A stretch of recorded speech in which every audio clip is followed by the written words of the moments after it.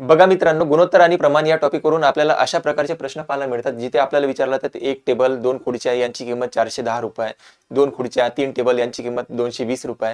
तर या प्रश्नाला आपल्याला कसं सॉल्व्ह करायचं, म्हणजे इथून आपल्याला कसं लॉजिक जनरेट करायचं, हे सर्व जे काही प्रश्न राहतात हे लॉजिक बेस राहतात. इथून आपल्याला लॉजिक चेंज करावं लागते. म्हणजे पहिलं स्टेटमेंट, दुसरं स्टेटमेंट या दोघांची समाई करून काहीतरी उत्तर निघू शकतं का, किंवा पहिल्या प्रश्नाचं पहिलं स्टेटमेंट आणि दुसरं स्टेटमेंट याचं काहीतरी आपल्याला कन्क्लुजन निघू शकतं का, तर हे आपल्याला शोधावं लागतं. तर आता आपण काय केलंय, तर हा पहिला बेसिक प्रश्न घेतलेला आहे. म्हणजे हा बेसिक प्रश्नापासून तुम्हाला काय काय लॉजिक लागू शकतं, कसं लॉजिक लागतं, तर याच्यावर आपण काम करणार आहोत. ठीक आहे. तर आता आपला पहिला प्रश्न आहे आपला 60 टेबल म्हटलंय आपल्याला. 60 टेबल प्लस 12 खुर्च्या, सी म्हणजे काय तर चेअर म्हणतो, यांची एकूण किंमत दिली आहे 48,250 रुपये. आणि विचारत आहे आपल्याला 21 टेबल प्लस 36 खुर्च्या यांची किंमत किती असेल. तर इथे तुम्हाला फक्त विचार करायचा आहे की बा काय लॉजिक फॉलो होऊ शकतं. तर इथे लॉजिक काय फॉलो होतं बघा. हे 7ची हे किती पट दिसत आहे सर, तर हे 7ची दिसत आहे 3 पट. ह्या 12ची हे किती पट दिसत आहे, तर 12ची हे दिसत आहे, सॉरी 12ची हे किती पट दिसत आहे, 3 पट दिसत आहे. तर मग या संख्या जी काही असणार आपल्याला जे काही किंमत दिलेली आहे, म्हणजे 60 टेबल 12 खुर्ची यांची जी काही किंमत दिली असेल त्या किमतीचे पण काय असणार, 3 पट आपलं उत्तर राहणार. त्याचे 3 पट करून बघा.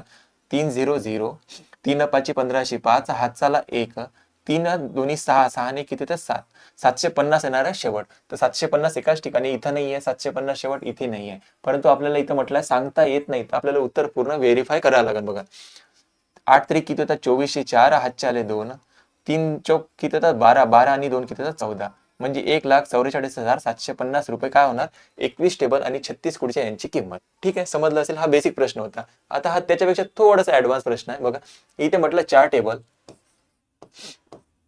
प्लस 5 चेअर यांची एकूण किंमत दिली आहे 1200 रुपये.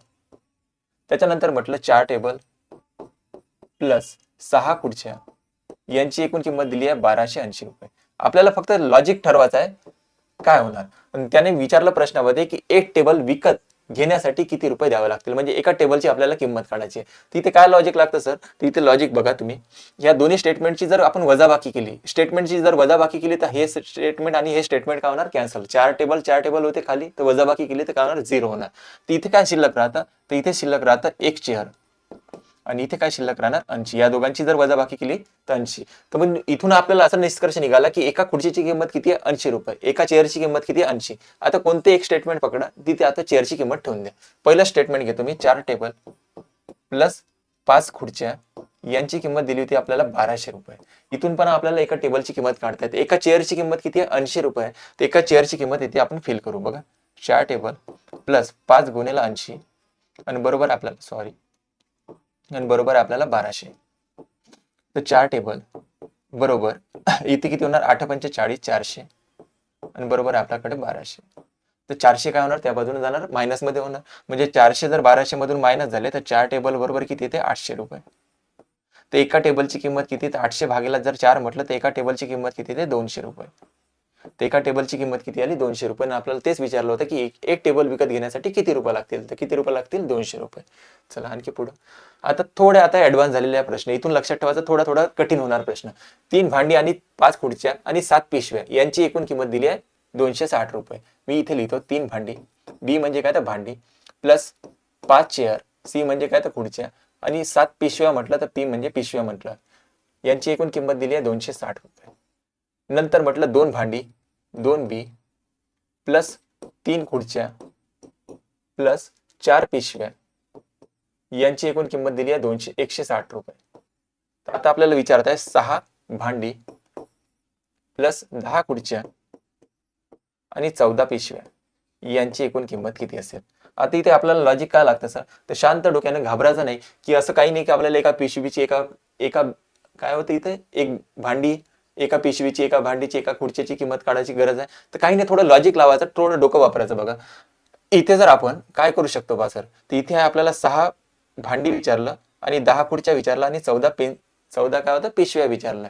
इथे काही या स्टेटमेंटला आणि या स्टेटमेंटला पाहून आपल्याला काही लॉजिक होते का, तर हो सर होते. बघा आता याची जर आपण 3 दोन्ही किती होते, 6 होतात, 5 दोन्ही किती होते, 10 होतात, 7 दोन्ही किती होतात, 14 होतात. म्हणजे पहिलं जे काही आपल्याला स्टेटमेंट दिलेलं आहे त्याची काय करताय, तो दुप्पट करताय. बघा 3 दोन्ही किती होते, 6, 5 दोन्ही 10, 7 दोन्ही किती तर 14. तर मग जे काही पहिलं स्टेटमेंट दिला याची पण दुप्पटच होणार. 260 गुणिला जर 2 म्हटलं तर आपल्याला किती होते 520 रुपये आपलं प्रश्नाचं उत्तर आलं.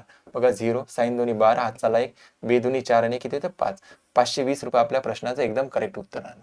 ठीक आहे. काहीतरी लॉजिक लागते का तर आपल्याला हे शोधा लागेल. पहिलं स्टेटमेंट दुसरं स्टेटमेंट या दोघांमध्ये काहीतरी लॉजिक होतं का. ठीक आहे. चलो आगे.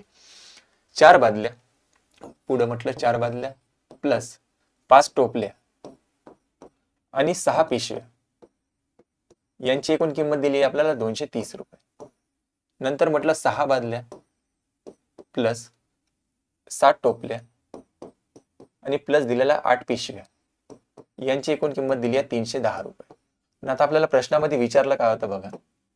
विचारलं होतं आपल्याला 10 बादल्या आणि नंतर म्हटलं 12 टोपल्या प्लस 14 पिशव्या यांची एकूण किंमत किती असेल. तर यांची एकूण किंमत आपल्याला काढायची. शांततेत आपण एका बादलीची एका पिशवीची एका टोपलीची किंमत काढण्याच्या चक्करमध्ये बसायचं आणि आपण थोडं लॉजिक लावण्याचा प्रयत्न करा.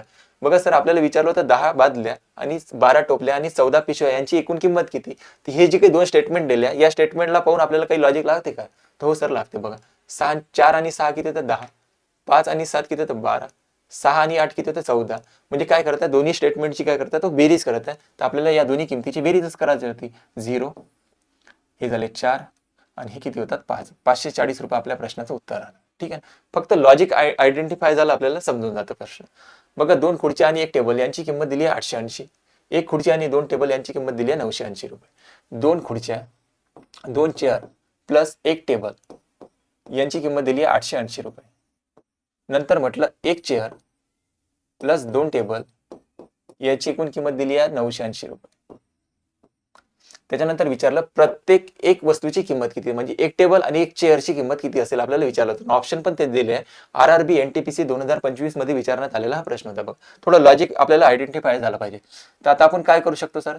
तर इथे जर आपण पाहिलं बघा ह्या सर्व दोन्ही स्टेटमेंटला जर जोडलं तर आपल्याला 3C येणार म्हणजे 3 चेअर आणि 3 टेबल यांची जर बेरीज केली तर 0. यांची जर बेरीज केली तर किती होतं 8 आणि 8 16 6 चला 1 9 1 10 10 आणि 8 18 होतं.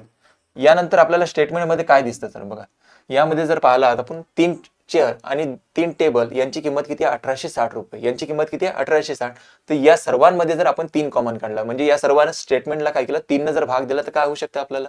तर बघून घ्या इथे जर 3 न भाग दिला तर आपल्याला 1 चेअर, इथे 3 न भाग दिला तर 1 टेबल, 1 चेअर प्लस 1 टेबल आणि याला जर 3 न भाग दिला 3 सक 18 3 दोन्ही 6 0 म्हणजे 1 टेबल आणि 1 चेअर यांची एकूण किंमत किती आहे 620 रुपये. 620 रुपये. परंतु आपल्याला त्यांना सेपरेट विचारलं होतं. एक चेअर आणि 1 टेबल याची एकूण किंमत किती आली 620 रुपये. आता तुम्ही या स्टेटमेंटवर आधारित पण ऑप्शनवरून जाऊ शकता. बघा या दोघांची बेरीज किती आली पाहिजे चेअर प्लस टेबल या दोघांची बेरीज आली पाहिजे 620. या दोघांची 620 बेरीज येऊ शकते का बघा 5 आणि 5 10 चे 0 आजचाला 1 9 1 10 10 9 किती होतं 18. या दोघांची बेरीज 620 नाही आहे. त्याच्यानंतर याची बेरीज येते का 620 0 0 0 6 6 1202 आजचाला 1 3 आणि 3 6 म्हणजे हे स्टेटमेंट आपलं बरोबर आहे. तर आणखी एक चेक करू बघा 5 आणि 5 किती होतात 10 से 0 कारण की दोघांची बेरीज किती आली पाहिजे आपल्याला 620. 5 आणि 5 10 से 0 हातचाला 1 8 आणि 8 16 आणि 1 किती होतात 1707 हातचाला 1 आणि हे 2 आणि 1 किती होतात 3 3 आणि 1 किती होतात 4. याचं स्टेटमेंटची बेरीज 620 येत नाही. त्याच्यानंतर आणखी एक चेक करा हे 0 8 आणि 8 1606 हातचाला 1 आणि हे झाले 4 4 आणि 2 किती होते 6 660 बेरीज येते. म्हणजे हे 2 नंबरचं जे काही ऑप्शन आहे ते आपलं काय करेक्ट आहे. ठीक आहे ना 2 नंबरचं करेक्ट आहे. आणखी एकदा मी इथं काय करतो व्हेरीफाय करून देतो. बघा आता आपल्याला माहित झालं की 1 चेअर आणि 1 टेबल याची एकूण किंमत किती आहे 620 रुपये. आता कुठेही तुम्ही एका स्टेटमेंटमध्ये नाही का याची किंमत ठेवू शकता. बघा या पहिल्या स्टेटमेंटमध्ये जर याची किंमत ठेवली आपण काय होणार ती इथं 2C आहे ना. तुम्ही याला असं म्हणू शकतो 1C प्लस 1C म्हणजे 2 चेअर दिल्या होत्या आपल्याला 1C आणि 1C म्हणजे 1 चेअर असं केलं याला दोघाला पार्टिशन केलं. ठीक आहे. त्याच्यानंतर इथं 1 टेबल होता बरोबर किंमत किती दिली आपल्याला 880 रुपये.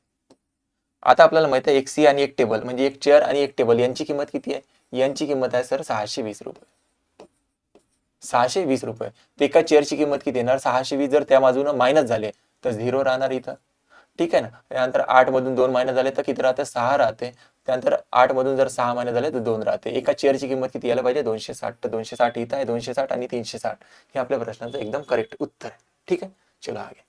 2 टोपल्या आणि 7 फळे आणि 4 डबे यांची एकूण किंमत दिली आहे 210 रुपये. घाबरायचं नाही. आपल्याला स्टेटमेंट लिहिलं आहे तर एकदा स्टेटमेंट लिहायचं त्याच्यानंतर त्याच्यावर विचार करायचा काही लॉजिक लागतं का. बघा 2 टोपल्या प्लस 7 फळे प्लस म्हटलं 4 डबे, ती म्हणजे का तर डब्बा, यांची एकूण किंमत दिली आहे 210. नंतर दुसरं स्टेटमेंट दिलं आहे 4 टोपल्या प्लस 5 फळे प्लस 6 डबे, यांची एकूण किंमत दिली आहे 230 रुपये. विचारण्यात आलं होतं आपल्याला 6 टोपले प्लस 12 फळे आणि 10 डबे यांची किंमत किती असेल. तर तुम्हाला फक्त लॉजिक शोधायचा, इथे काय लागू शकतात. तर लॉजिक शोधू शकलं तर आपण झालं काम. बघा, या दोन्ही स्टेटमेंट आणि या तिसऱ्या स्टेटमेंटचा काहीतरी संबंध बसतो का ते आपल्याला चेक करावं लागेल. बघा, या 2 स्टेटमेंट आणि हे तिसरं स्टेटमेंट आपल्याला जे काही दिलं याच्यामध्ये काही लॉजिक लागतं का. तर या दोघांमध्ये जर पाहिलं आपण 6 आणि 4 किती होते, 4 आणि 2 किती होतात, 6 होतात. ठीक आहे. 5 आणि 7 किती होतात, 12 होतात. ठीक आहे. इथं 4 आणि 6 किती होतात, 10 होतात. म्हणजे काय करत आहे, या दोन्ही स्टेटमेंटची बेरीज करत आहे, या दोघांची पण बेरीजच करावं लागेल आपल्याला. 0 हे झाले 4 आणि हे दोघांची बेरीज जर केली तर 4, 440 आपल्या प्रश्नाचं उत्तर राहणार. फक्त आपल्याला लॉजिक समजलं पाहिजे. ठीक आहे मित्रांनो, चला 4 पेन आणि 6 नोटबुक आणि 9 फाईल. 4 पेन प्लस आणि 6 नोटबुक प्लस 9 फाईल यांची एकूण किंमत दिली आपल्याला 305 रुपये. नंतर म्हटलं 3 pen plus 4 notebook plus 2 file यांची एकूण किंमत दिली आहे 145 रुपये. आणि विचारण्यात आलं आपल्याला 5 pen 8 notebook, 5 pen plus 8 notebook आणि 16 फाईल यांची एकूण किंमत किती. तुम्हाला इथे आता लॉजिक शोधायचं आहे मित्रांनो. बघा, आता लॉजिक काय लागू शकतं ते आपल्याला शोधावं लागेल. पहिलं स्टेटमेंट दुसरं स्टेटमेंट या दोघांमध्ये काहीतरी संबंध बसतो का, आणि जे का आपल्याला स्टेटमेंट दिलेलं आहे या स्टेटमेंटमध्ये आपण काहीतरी लॉजिक लागू शकतो का, तर इथे विचार करायचा फक्त. ठीक आहे. बघा, आता इथं जर आपण पाहिलं 4 आणि 3 किती होतात, 7 होतात. इथे किती आहे, 5, काहीच नाही लॉजिक आहे. 6 आणि 4 किती होतात, 10 होतात. इथे किती आहे, 8 आहे आपल्याकडे. 9 आणि 2 किती होतात, 11. इथे किती आहे, 16. तर आता या दोघांमध्ये स्टेटमेंटमध्ये आपल्याला काही करू शकतो, चेंजेस नाही करू शकत सर. तर बघ, आता आपण जर इथं पहा, या दोघांची जर आपण वजाबाकी केली, वजाबाकी जर केली तर काय होतं आपल्याला, 4 पेन मधून 3 पेन मायनस झाले तर 1 पेन राहतात. 6 पेन नोटबुक मधून 4 नोटबुक जर काढले तर 2 नोटबुक राहतात. प्लस 9 फाईल मधून 2 फाईल जर मायनस झाल्या तर 7 फाईल शिल्लक राहतात. आणि या दोघांची जर वजाबाकी केली 0, इतर राहतात 6, हाचा परत दिला 160 रुपये. बरोबर इथपर्यंत. त्यानंतर आणखी काही लॉजिक लागू शकतं का सर. या दोघांची वजाबाकी जर केली तर दोन्ही स्टेटमेंटची वजाबाकी केली तर आपल्याकडे हे शिल्लक राहिलं. आता इथून आपण काय करू शकतो, तर 5 पेन विचारलं होतं, 8 नोटबुक विचारलं होतं आणि 16 फाईल विचारलं होतं. तर या दोघांची बेरीज करून बघा. 4 आणि 1 किती होते, 5. त्यानंतर 6 आणि 2 किती होते, 8. त्यानंतर 9 आणि 7 किती होतात, 16. म्हणजे काय करता, पहिलं स्टेटमेंट आणि जे काय आपण दोघातून तिसरं स्टेटमेंट निर्माण केलं, या दोघांची काय करताय, बेरीज करताय. म्हणजे 305 आणि 160 या दोघांची बेरीज. हे झाले 5, हे झाले 6 आणि हे किती होणार, 4. म्हणजे आपलं फायनल उत्तर किती राहणार, 465. 465 आपल्या प्रश्नाचं उत्तर आहे. सेम हेच लॉजिक लागू शकतं का, आणखी दुसरं काही पर्याय असता का. तर दुसरं पण ऑप्शन असतं, तर आपण दुसऱ्या पद्धतीने याला सॉल्व्ह करू शकलो असतो. कसं, तर सांगतो आता. बघा, याला दुसऱ्या पद्धतीनं हे एक लॉजिक झालं. आणखी एक दुसरं काय लॉजिक लागू शकलं असतं तर ते पण सांगतो. बघा, इथं आणखी दुसरं काय करू शकलो असतो आपण. इथं दुसरं एक आणखी लॉजिक लागू शकलं असतं.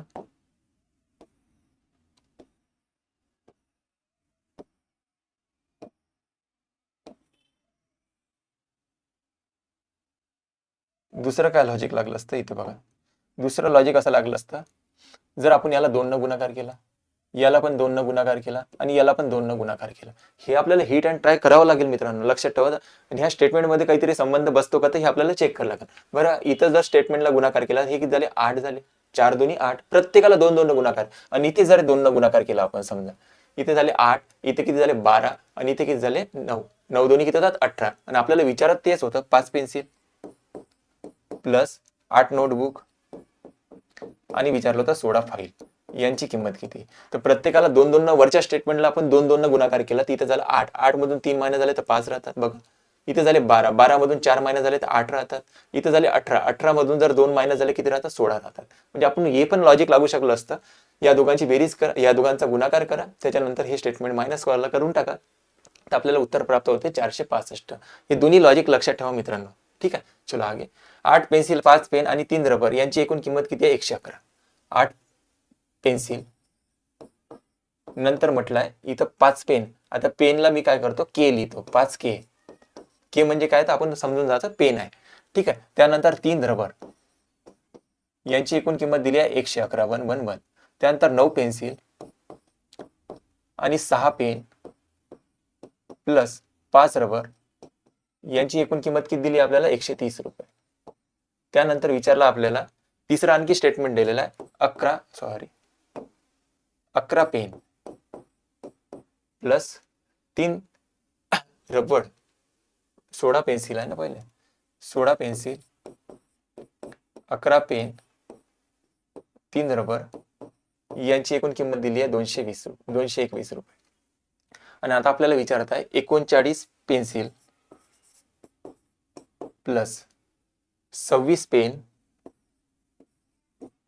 नंतर विचारलं 13 रबर यांची एकूण किंमत किती.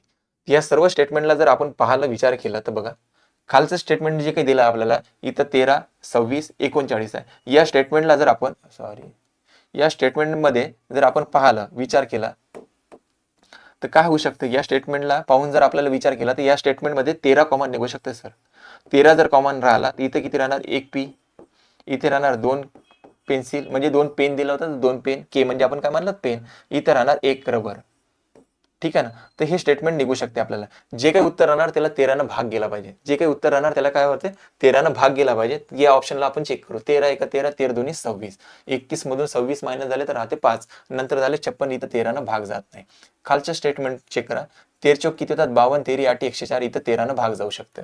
याला 13 ने भाग देऊन पहा. 13 चौक 52 13 2 26, इथेच 13 ने भाग जाते. इथं 13 3 39 आणि खाली राहतात 9, 92 ला 13 ने भाग जात नाही. म्हणजे हे दोन स्टेटमेंट गेले आपले, पहिला आणि चौथा. पहिला आणि चौथा तर उत्तर नसू शकते. एक तर उत्तर राहणार 624 नाही तर 546. या दोघांपैकी काहीतरी उत्तर राहणार. का? कारण की 13 ने भाग गेला पाहिजे. का? इथून 13 13 कॉमन निघाले. आणखी दुसरं काय करू शकतो बघा. या वरच्या स्टेटमेंटमध्ये आपण काय लॉजिक लागू शकतो. इथे जर पाहिलं तर 8 आणि 9 किती होतात 17, 17 मधून 16 मायनस झाले तर 1 राहू शकते. त्यानंतर इथे जर पाहिलं 5 आणि 6, 5 आणि 6 किती तर 11, 11 मधून 11 गेले तर काही शिल्लक नाही राहत. इथं तर आपल्याला 0 बसते. तर हे स्टेटमेंट आपल्याला म्हणजे हे जे काही लॉजिक होतं हे लॉजिक लागू शकत नाही आपल्याला, ठीक आहे. आणखी दुसरं काय लॉजिक लागू शकतं बघा. थोडा जर विचार केला इथं 8 आणि 9 17, 17 आणि 16 म्हटलं जर काय होतं 33 पेन्सिल प्लस 11 आणि हे 11 वरचे किती होतात 22 पेन प्लस 3 आणि 5 8, 8 आणि 3 किती होतात 11 रबर. आणि या सर्वांची जर बेरीज केली इथे आले 2, इथे येणार 4 आणि 2 किती होतात 6, 2 आणि 1 3, 3 आणि 2 किती होतात 4, 462. ठीक आहे. इथपर्यंत सर्वांची जर आपण बेरीज करत आलो तर काय होणार. तर इथे जर पाहिलं आपण बघा इथे काय समान दिसतं. इथे सर्वांना 11 ने भाग जातो. इथं 11 ने जर भाग दिला तर 3 येणार, 3 पेन्सिल येणार. बरोबर ना 3 पेन्सिल, ठीक आहे का नाही. इथे आपल्याला 3 कॉमन निघत होता, 3 पेन्सिल येणार, ठीक आहे ना. आणि इथे जर पाहिलं तर 11 दोन्ही किती होतात 12, 11 दोन्ही 22 होतात. इथे जर पाहिलं तर 11 1 किती होतं 11. आणि बरोबर याला जर 11 ने भाग दिला पण सर्व स्टेटमेंटला काय करतात 11 ने भाग देतात. इथे 11 ने भाग दिला 11 चौक 44, खाली किती राहतात 2, 11 दोन्ही 22. ठीक आहे. इथपर्यंत शांततेत लक्षात घेऊन घ्या बघा. आता इथे पहा 3 पेन्सिल 2 पेन आणि 1 रबर यांची किंमत किती आहे 42 रुपये. तर 3 पेन्सिल 2 पेन आणि 1 रबर यांची किंमत आपल्याला भेटलेली 42 रुपये. याची किंमत किती आहे 42. मग 13 गुणिला जर 42 जर केलं तर आपल्याला उत्तर प्राप्त होणार. 13 दोन्ही किती होतं 26, आजचे आले 2 आणि 13 चौक होते 52, 52 आणि 2 किती होते 54. 546 आपल्या प्रश्नाचं उत्तर असायला पाहिजे. तर 546 आपल्या प्रश्नाचं उत्तर करेक्ट आहे. ठीक आहे ना. ठीक आहे मित्रांनो, अशा प्रकारचे जे काही लॉजिक बेस्ड प्रश्न होते तर मी इथे सर्व कव्हर करण्याचा प्रयत्न केला. आणखी मला जर प्रश्न भेटले, आणखी तुम्हाला जर पाठवायचे असेल तर मी एक लिंक देणार, एक मोबाईल नंबर देणार, त्या नंबरवर तुम्ही पाठवून द्याल. ठीक आहे. तोपर्यंत भेटू पुढच्या व्हिडिओमध्ये. तोपर्यंत जय हिंद मित्रांनो.